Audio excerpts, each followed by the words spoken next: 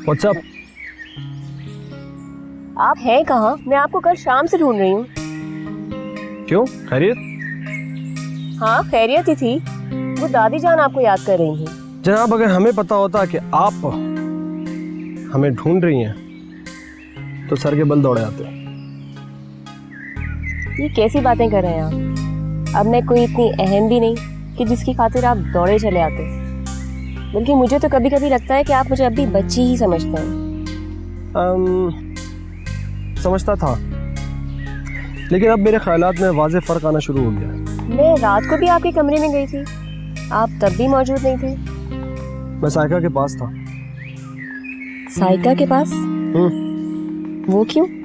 उससे पूछने गया था, हमदर्दी करने गया था। जाहिर सी बात है, इतना बड़ा इल्ज़ाम जो उसके सर पर डाला गया, घर में और कोई तो है नहीं जो उसे पूछे। असद, इसमें इल्जाम की क्या बात है? सही तो है, सबके सामने की बात है।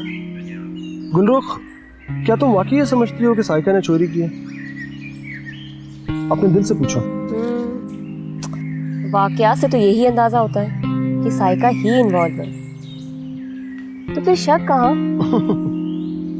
एक तो ये बड़ी गड़बड़ है कि तुम सादिया मोमानी की बेटी हो। क्या?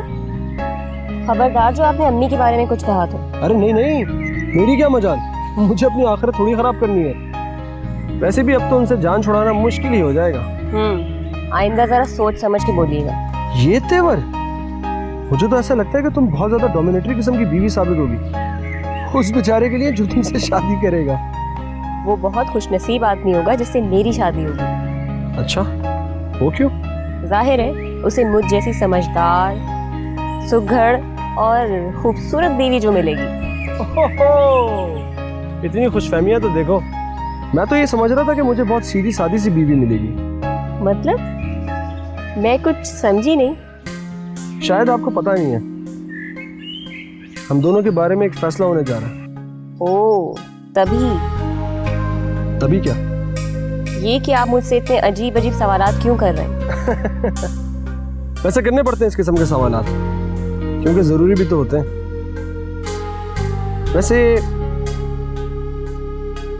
आपकी क्या राय है?